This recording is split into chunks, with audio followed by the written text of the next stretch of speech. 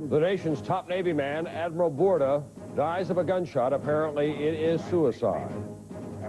As the recovery of the wreckage from Flight 592 picks up pace, the head of ValueJet defends Discount Airlines as safe and effective. NBC News in depth. Dan Rostenkowski now reports he has prostate cancer as he prepares to go to prison. And the fleecing of America. Surplus American military weapons given away. A big beneficiary, the NRA. From NBC News, this is NBC Nightly News with Tom Brokaw. Good evening. What has been a difficult couple of years for the U.S. Navy just got a lot worse. The Chief of Naval Operations, the Navy's top officer, Admiral Jeremy Mike Bourda, was found dead today of a gunshot wound to the chest. It appears to be suicide. It came as Newsweek was inquiring about the Admiral's military citations. Bourda rose from the ranks as an enlisted man to the Navy's top job, the first ever to do that. Today, President Clinton remembered him. He was known for his professionalism and skill, but what distinguished him above all else was his unwavering concern for the welfare of the men and women who served the United States in our Navy. We will all remember him for that and much else. The Navy is not yet officially calling this a suicide, and it is not commenting on Newsweek's announcement. It was working on a story about the Admiral's military citations. More now from NBC's Pentagon correspondent, Ed Rabel. Late today, Newsweek magazine reported that Admiral Bourda was the subject of a forthcoming story calling into question his Vietnam combat decorations, which the Admiral had been wearing for years. Bourda's body was found in a side yard of his home here at the Washington Navy Yard, a military compound. It is my sad duty to report to you that Admiral Mike Bourda, Chief of Naval Operations, is dead. Cause of death, a gunshot wound to the chest. Police and the Navy began an investigation. One senior Navy official called it an apparent suicide. The president learned of the incident when a note was passed to him while he was meeting with business leaders. He had appointed Bourda to the top Navy job in 1994. Admiral Bourda was a sailor's sailor. At every stage of his career, he put the interests of sailors and their families first.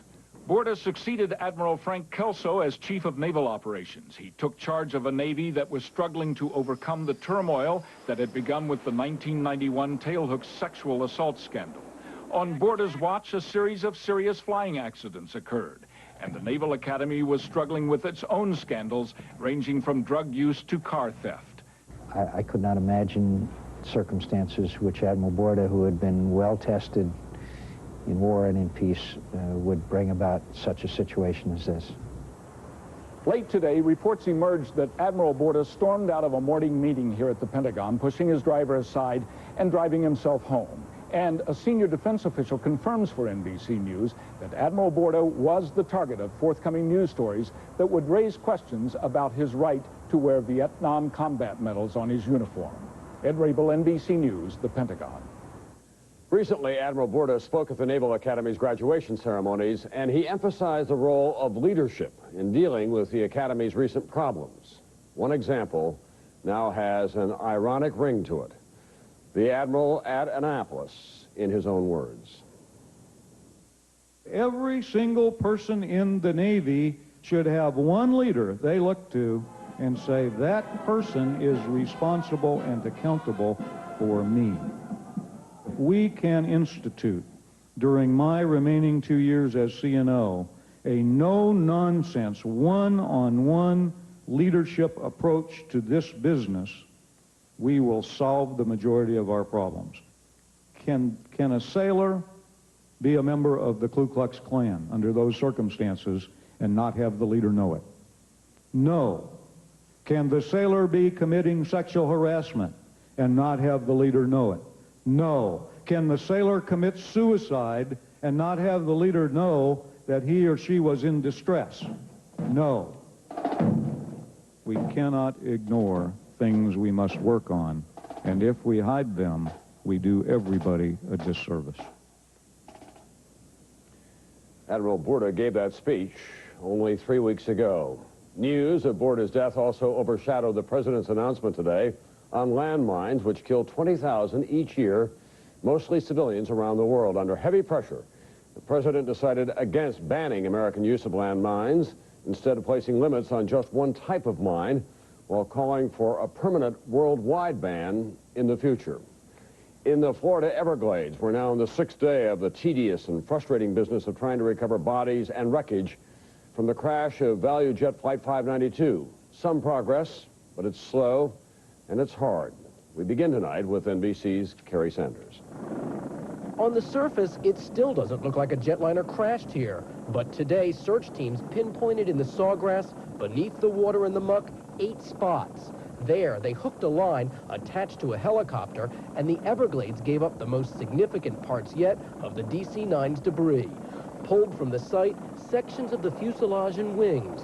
On a nearby levee, salvagers laid out the pieces of the puzzle: 2 tires, a thrust reverser, major portions of the landing gear, and the jet's 2 engines. Getting the engines and getting the tires were very high priorities for us. Investigators want to know if the engines were still running when the plane crashed, and they want to know if 3 jet tires loaded as freight might have exploded. They'll be decontaminated as quickly as we can and taken over to the hangar for expert examination. Late today, divers found more human remains. 6 days after this crash, the search is beginning to take a toll on rescuers. Emotionally, as a trained law enforcement officer, you just deal with it.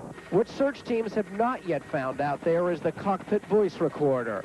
Investigators believe the final seconds of what the pilots were talking about could explain what went wrong. Kerry Sanders, NBC News, the Everglades. What caused that crash? That remains a mystery tonight. And what about discount airlines and safety? NBC's Robert Hager is still on the scene. He has more on those questions tonight. Robert? Tom, the man who founded and built Value Jet fought back today after daily announcements of more and more government inspections, after news stories asking if Value Jet cut corners on safety. The airline's president, Louis Jordan, called in reporters.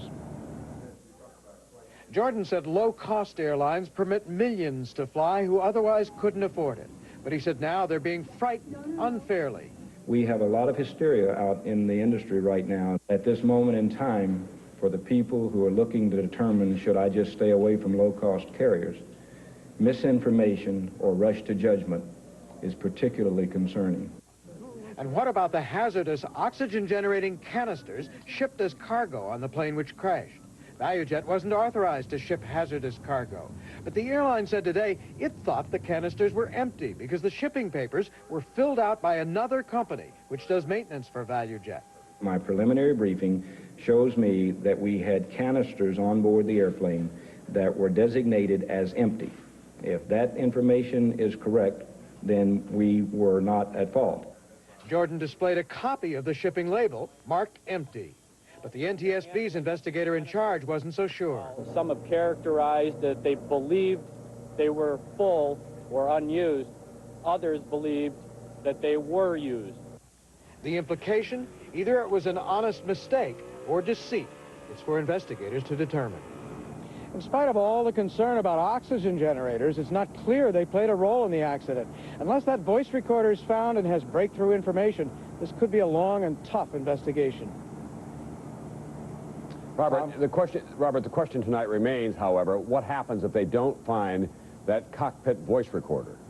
Well, then you got to go for physical evidence. Now, there may be nothing on the voice recorder to start with, but in any event, you'd have to look for little pieces of wires, scorching, just where this fire began and what could have caused it. All right, thanks very much. Robert Hager tonight, still at the site of the investigation. When NBC Nightly News continues, soon-to-be former Senator Bob Dole on the first day of the rest of his campaign. Bob Dole is part of America, not part of some little group politicians inside the Beltway. The born-again candidate hits the stump in the Midwest without his tie. How's he doing? We'll ask him next. Still ahead tonight, the policing of America, tens of millions of Army guns. You paid for them, and they're given away free.